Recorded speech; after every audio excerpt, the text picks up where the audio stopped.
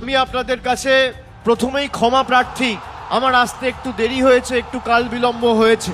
বাংলা বিরোধী এবং জমিদারদের চক্রান্ত, আমার হেলিকপ্টারের একটা পারমিশন যেটা সকাল 11টায় দেওয়ার কথা ছিল এখনো পর্যন্ত সেটা দেয়নি। আমাদের পাশের রাজ্য ঝাড়খণ্ডের মুখ্যমন্ত্রী হেমন্ত সোরেনের সাথে কথা বলে তাদের যে হেলিকপ্টারটা ছিল সেটা আনালাম। আমার দেরি হলেও আমি বলেছি যত দেরি হোক আমি যাব।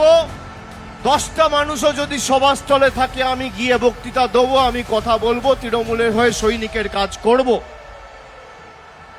এসআইআরে হায়রে পোড়া কপাল, অমর্ত্য সেনকে হিয়ারিং এর নোটিশ পাঠিয়েছে।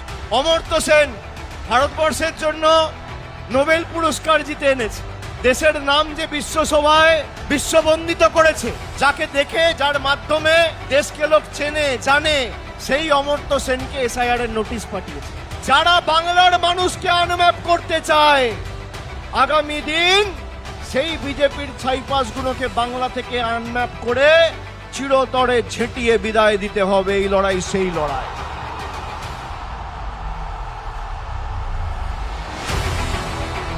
আমি আপনাদের বলি, যতদিন মমতা ব্যানার্জি আছে এরা আপনার লক্ষ্মীর ভান্ডারের দিকে চোখ তুলে দেখার বা আঙ্গুল তুলে কথা বলার ক্ষমতা পর্যন্ত রাখবে না। মমতা বন্দ্যোপাধ্যায়ের সরকার যতদিন থাকবে, বিজেপির যত বড় শক্তি, যত বড় নেতা চেষ্টা করুক আটকাবার, আটকাতে পারবে না।